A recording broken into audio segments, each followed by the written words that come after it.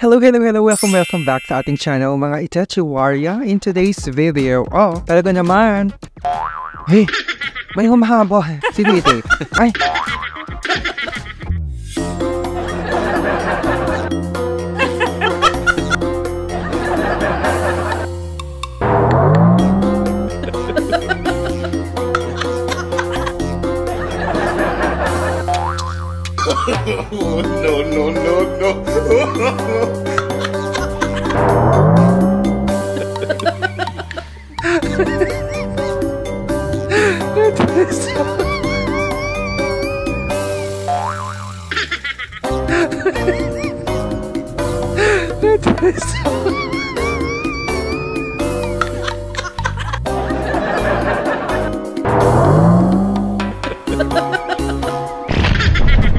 Nakakaloka si Madam Jutangera pala ite.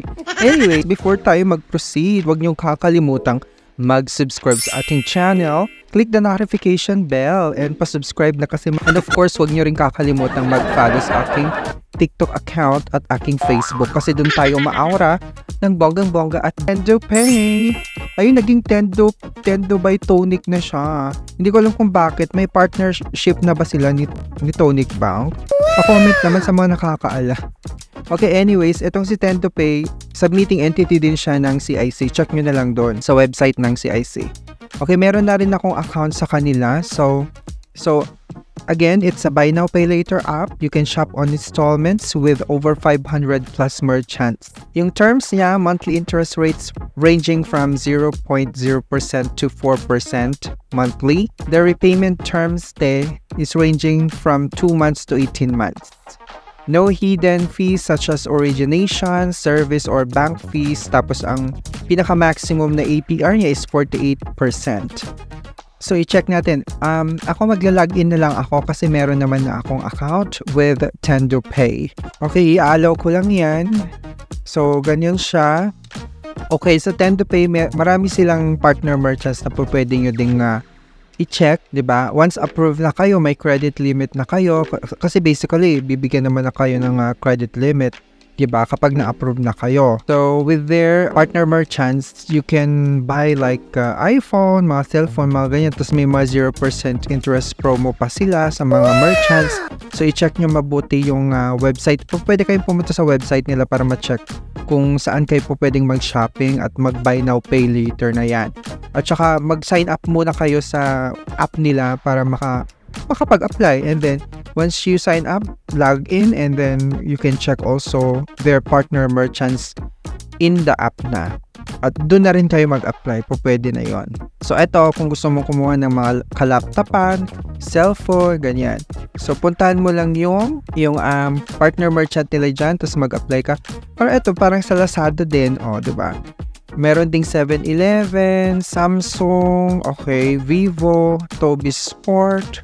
Hala, ang dami din pala, no? Kasi nga, partner na yata siya ni Tonic Bank, diba?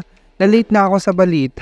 Partner na pala siya ni Tonic Bank. O may mga ganun, mga pabango, kung gusto nyo mag-shopping ng mga kasapatusan, o diba? I-check nyo yung kanilang, ang dami din pala silang partner merchants.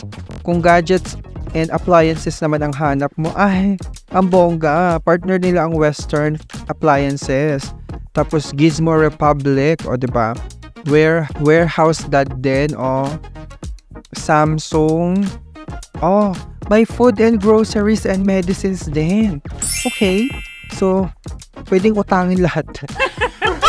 7-Eleven, o diba? Easytan online store.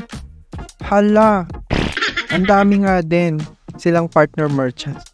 Okay, pag fitness and health, naku po, ang dami. Home furniture, meron din, nakakaloka. Siyempre, check natin ang fees and charges niya. So, what are the fees associated using Tendo daw? So, there are no upfront fees for using Tendo. You will be charged an interest rate which will be included in your monthly installment. Okay, so interest yung matcha-charge. So, ito siya. So, paano ako makakapag-apply dyan, Team Marcos? So, sabi ang requirements kasi nila to open a Tendo account, you need to be an employee of our partner company. So, dapat employee ka, no? Be at least 18 years old and possess one of accepted government IDs, have a valid email address, have your company email address. Okay, so kailangan employed ka talaga, no? Ako naman employed ako, so meron akong account kay Tend2Pay. Meron pa nga akong natitirang credit limit na hindi ko pa nagagamit. Any fees and charges ang kaakibat dito? So what are the payment terms and interest rates daw? So the payment terms or months will depend on the total transaction. Typically, the lowest is 3 months and the highest is 12 months. But as mentioned, it will depend on the amount of your purchase. Tapos ang interest rate depends on risk evaluation and varies per user.